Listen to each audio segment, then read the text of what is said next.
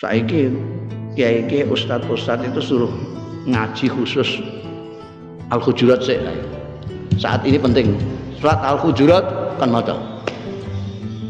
Dan dan Gus Bah bareng kon mulang Al-Hujurat.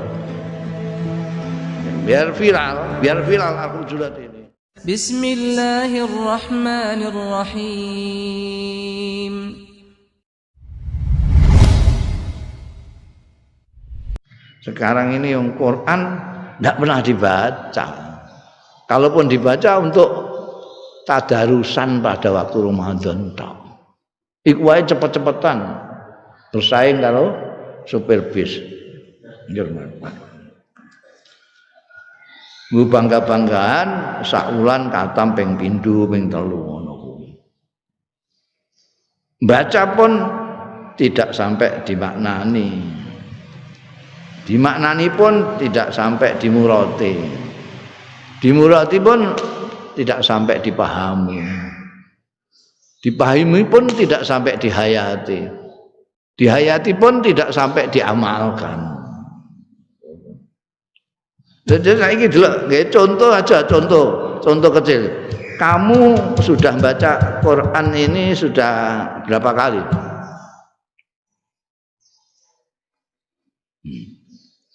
Berapa kali? Wah, enggak hitung.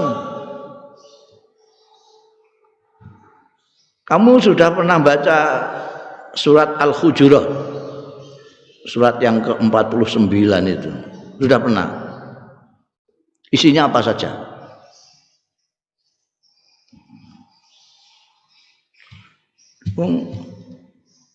Yasin aja orang membaca paling kerep itu Yasin.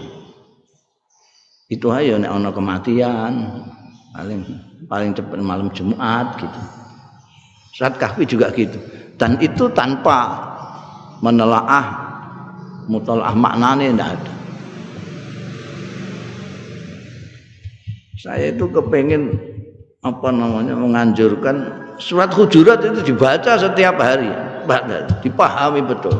Di sana ada ayat-ayat yang luar biasa untuk kepentingan kita di dalam pergaulan sosial. Tidak pernah dibaca. Ada di sana, ya ayyuhan nas inna khalaqnakum min dzakarin wa unsa wa ja'alnakum syu'uban wa qabaila lita'arafu. Itu di gini surat Hujurat. Inna akramakum indallahi atqakum. Di sana ada la yaskhar qaumun min qaumin. Di sana ada wala yakhtab ba'dukum. Itu banyak sekali enggak diwaca. Buktinya enggak diwaca. Terus saiki akeh sing tidak saling memahami dengan orang. Sekarang ini orang saling mengolok-olok orang juga biasa. Wa talmizu ampusakum bil alqab. Ini sekarang sudah wong Islam kabeh iku arang-arang sing ora Islam. Do wadan-wadanan itu. Apa mereka enggak baca? Antara dua. Atau mereka enggak baca, atau mereka mengabaikan pedomannya sendiri. Kan gitu. Kesimpulannya cuma dua. Wala yaktab ba'dukum ba'da. Mereka membaca itu rasana menjadi tren. Malah didadekno acara, mata acara TV ya. Ya ba'dum ba'da. Ayo khibbu ngantek begitu Al-Qur'an. Ayo khibbu ayakula lahma akhi maita fakarihtum.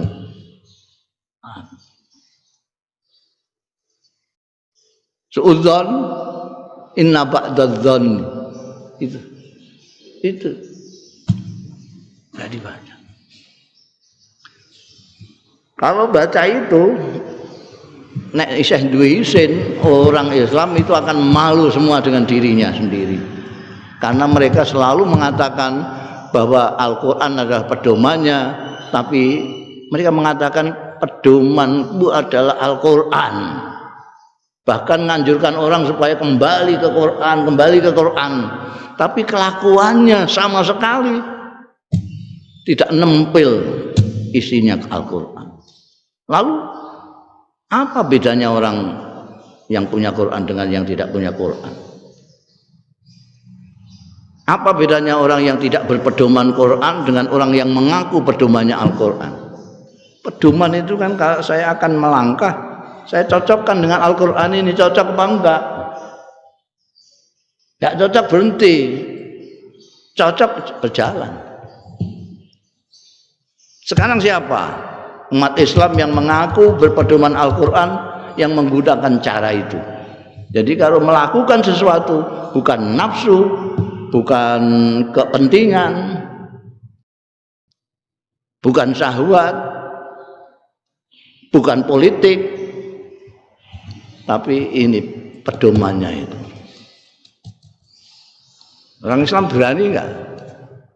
Bukan hanya mengatakan pedomanku Quran, tapi betul-betul Quran dijadikan pedoman. Berani apa tidak? Jangankan kok yang rakyat awam itu yang namanya aja awam, yang di atas awam ini saja kawan bisa lihat kelakuannya cocok apa enggak dengan pedomannya.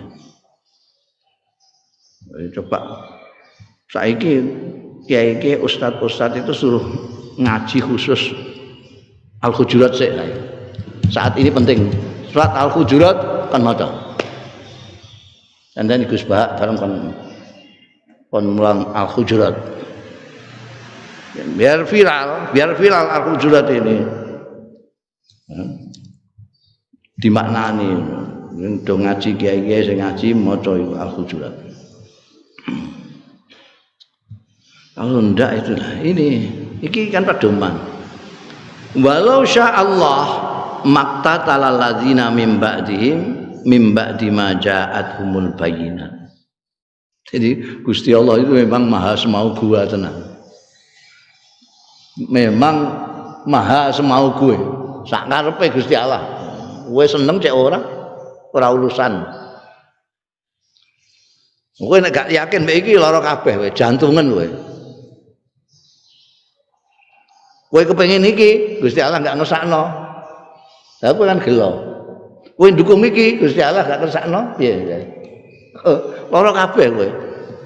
Gusti Allah nek Gusti Allah ngersakno dawuh ayat ini, nek Gusti Allah ngersakno setelah mereka orang-orang baik yang diutus oleh Allah Subhanahu wa taala untuk menunjukkan mereka itu tidak ada yang berselisih, tidak ada.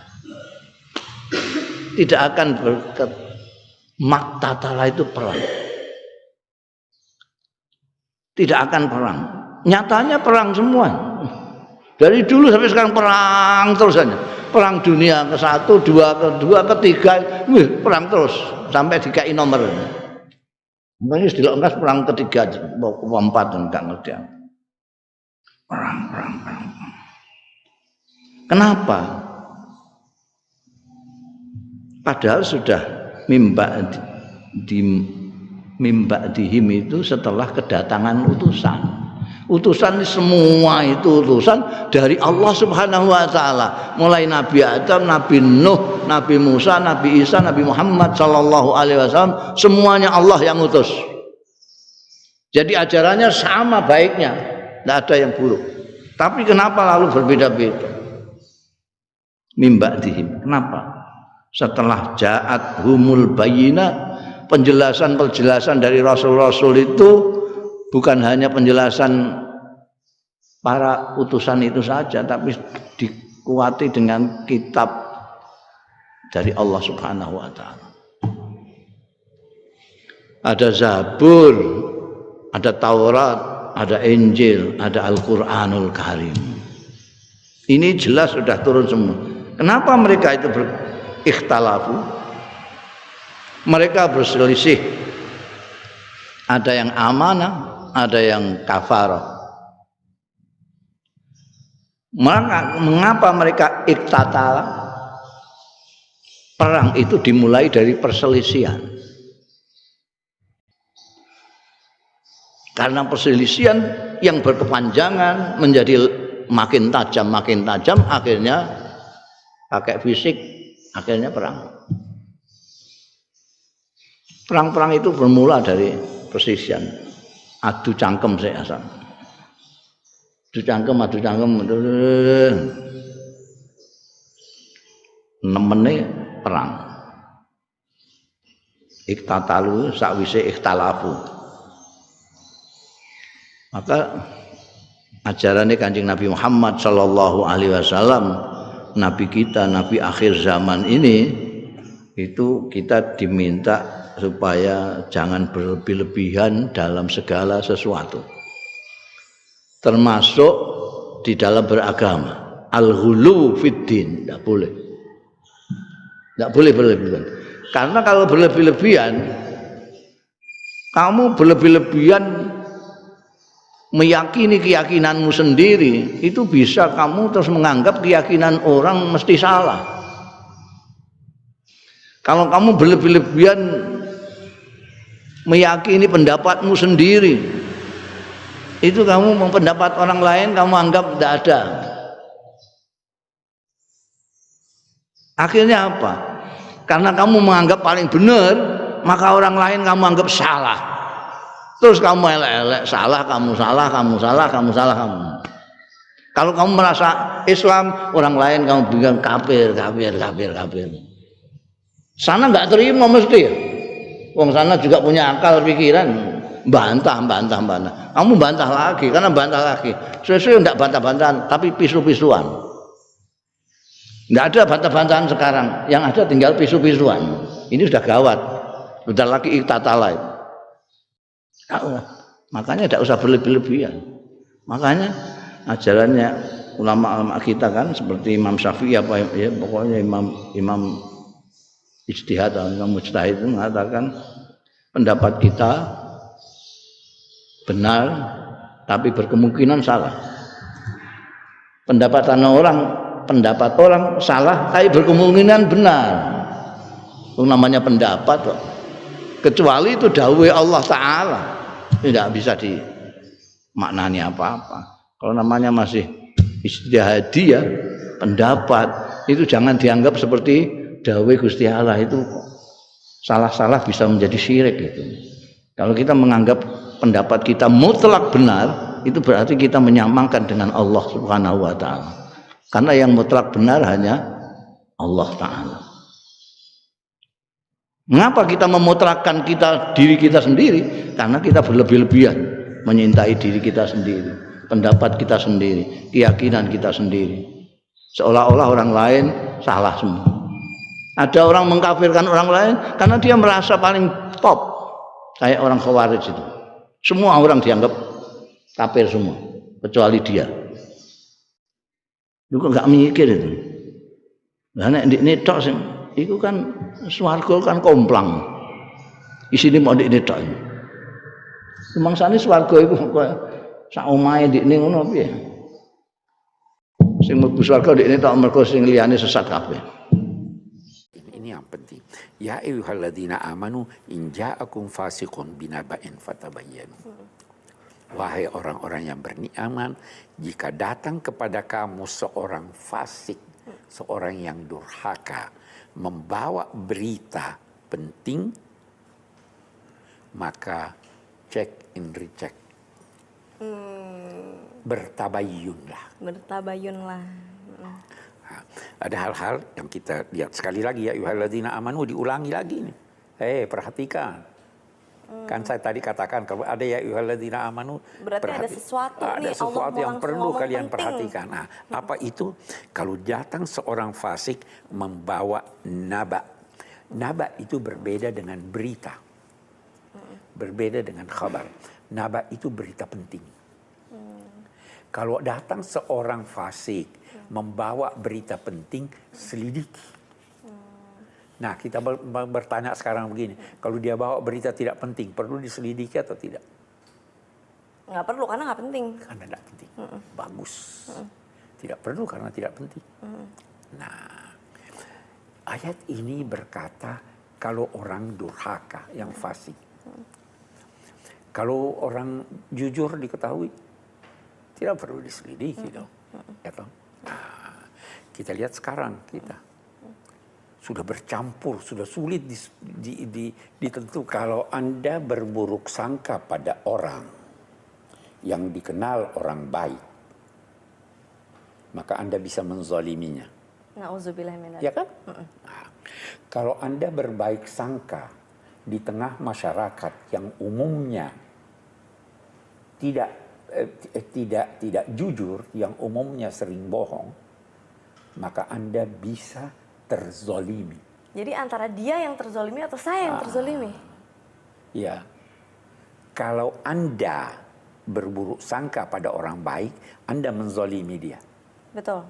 Kalau Anda berbaik sangka pada orang yang buruk, Anda tertipu. Betul. Kalau Anda tidak tahu, hati-hati. Di situ Anda perlu tabayun. Tabayun. Hati-hati. Nah, tapi kalau sekarang hemat saya, hindari. Jadi ada berita-berita negatif, mendingan tutup mata, tutup kuping aja. Mata.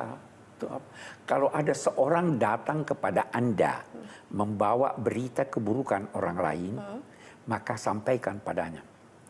Kalau berita yang Anda sampaikan itu benar, Anda pembawa fitnah. Anda pembawa berita yang fitnah dalam arti Anda bisa menjadikan saya salah faham dengan dia. Ya kan? Bukan gibah tuh, bukan? Riba itu kalau bukan di hadapannya.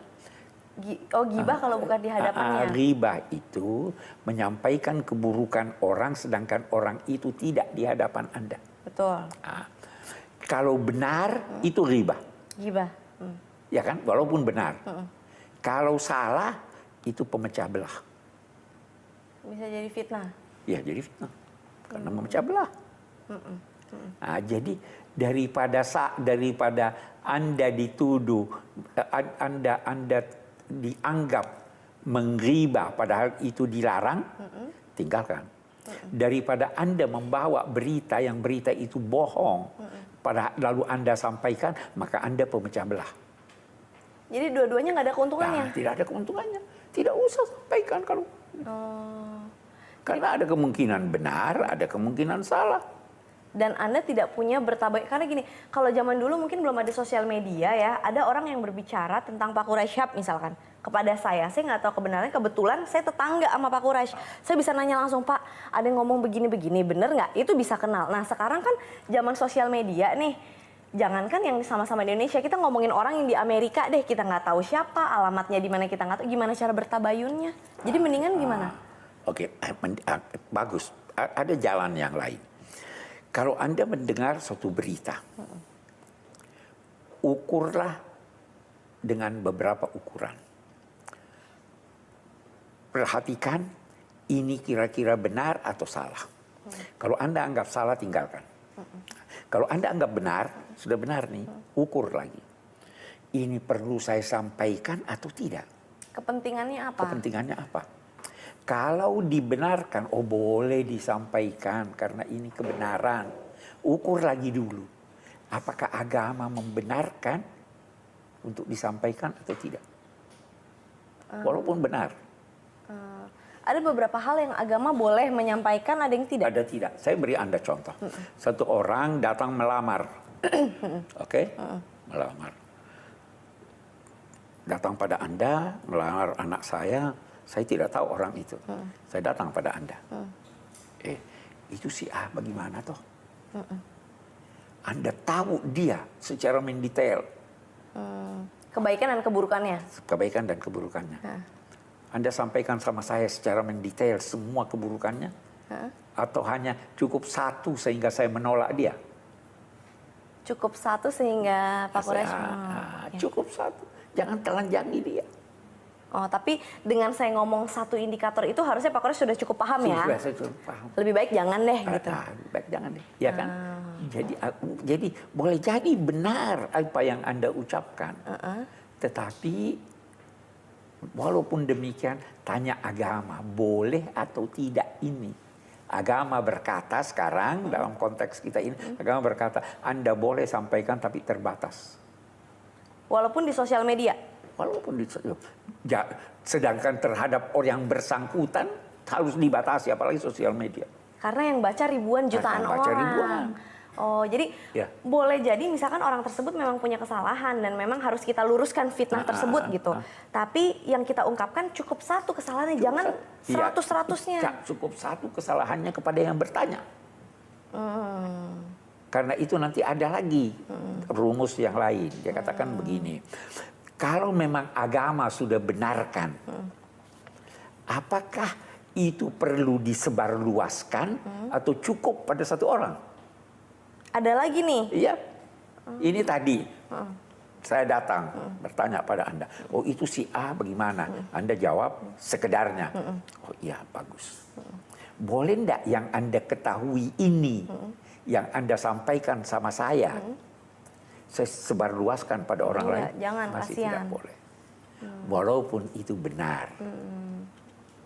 Nah, jadi bayangkan sekarang di sosial media, setiap saat kita baca ini itu, nggak tahu ini benar atau salah nih. Iya. Ya toh? Terus langsung di forward ke grup-grup lagi. Aduh, pusing Itu, deh.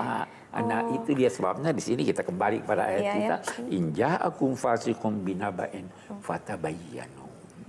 Cari tahu, cek, recheck. Kalau dianggap bohong, tinggalkan. Kalau dianggap baik, kalau dianggap benar, lihat boleh disampaikan atau tidak. Tetap ada etikanya ya, tetap boleh disampaikan atau tidak enggak gitu. Sodorkan pada akal Anda, oh ya ini boleh. Baru sodorkan pada agama, akal membolehkan, agama membolehkan atau tidak. Kita kan suka mendengar mulutmu harimaumu nih, buat anak-anak milenials zaman sekarang mungkin udah bukan mulutmu harimaumu, jarimu harimaumu. Hati-hati tuh informasi yang kita forward, yang langsung kita sharing ke teman-teman bener atau enggak. Dan gimana kita bisa tahu Pak Quraisy, orang yang datang memberikan informasi kepada kita termasuk golongan orang jujur atau orang fasik. Kalau memang kita harus cek and recheck, cross check, itu kan harus kenal. Kalau nggak kenal gimana caranya? Beritanya kan bisa dicek pada orang lain. Dan ada cara lain lagi saya katakan. Kalau di sosial media sekarang, ada orang-orang yang setiap saat kirim berita-berita yang nggak jelas. Negatif mulu. Negatif mulu. Hati-hati dari itu. Bisa jadi sebagian yang dia sampaikan pada Anda bohong. Tinggalkan dia. Saya begitu. Ini saya ragukan orang ini. Saya tinggalkan. Saya tidak mau habis waktu. Hal-hal apalagi pesan ayat ini, cek and recheck kalau itu naba, kalau itu berita penting. Kalau berita tidak penting, udah nggak usah diurusin. Nggak usah jadi, banyak-banyak kan yang gosip itu. Betul, betul. Cerita ini bajunya ini bagaimana, itu ininya. Habis waktu untuk itu. Nggak ngaruh dalam kehidupan kita sih sebenarnya. Kita kembali pada ayat kita, antusibu qauman bijahalatin. Karena kalau kamu tidak melakukan check in recheck, bisa jadi kamu menimpa suatu kaum karena ketidaktahuan kamu. Coba lihat, dia tidak katakan karena kesengajaan kamu, karena kamu tidak cek. Sehingga kamu tidak tahu apa ini benar atau salah, tapi terus menyebarkannya, kamu tidak tahu, itu bisa mengakibatkan orang lain mendapat musibah karena kamu. Ya kan? Betul, Pak Quraisy. Saya kira kalau ini diperhatikan, banyak waktu kita yang bisa tersisa untuk kebaikan. Betul. Daripada bangun tidur sudah pegang HP. Ya, Iya, betul. Betul. Ya. Itu mendekatkan yang jauh dan menjauhkan yang dekat. Betul, Pak Quraisy. Kesimpulan kita yang pertama saya kira pada prinsipnya kalau ingin melakukan suatu kegiatan maka ketahuilah persis bagaimana tuntunan agama menyangkut itu supaya tidak mendahului Allah dan Rasulnya. Yang kedua, hormati Nabi sehormat mungkin sehingga jangan bersuara keras di hadapan beliau. Walaupun beliau sekarang sudah wafat, tetapi penghormatan itu harus terus diberikan. Pada masa itu jangan berbicara melebihi suara Nabi, kalau diam, jangan mengeraskan suara yang mengganggu Nabi, bahkan jangan memanggil nama Nabi seperti kamu memanggil namamu masing-masing. Jangan panggil dia Muhammad, Muhammad sini. Dah, wahai Nabi yang aku. Ya baginda. Baginda. Okay. Yang ketiga, orang-orang yang mengindahkan tuntunan ini, itulah orang-orang yang dilapangkan dadanya sehingga mampu menerima nilai-nilai kebenaran dan kebaikan. Orang-orang yang hendaknya, di sini kesimpulan kita juga, hendaknya seseorang itu pandai-pandai memilih jam dan waktu bertamu sehingga tidak mengganggu tuan rumah. Dan yang terakhir, yang terpenting dari semua ini adalah jangan sebarluaskan hoax. Baik, Ya kan? baik. Selidikilah setiap berita, karena kalau Anda tidak selidiki bisa-bisa menimbulkan kerugian bagi orang yang Anda beritakan, padahal itu tidak benar. Saya kira itu.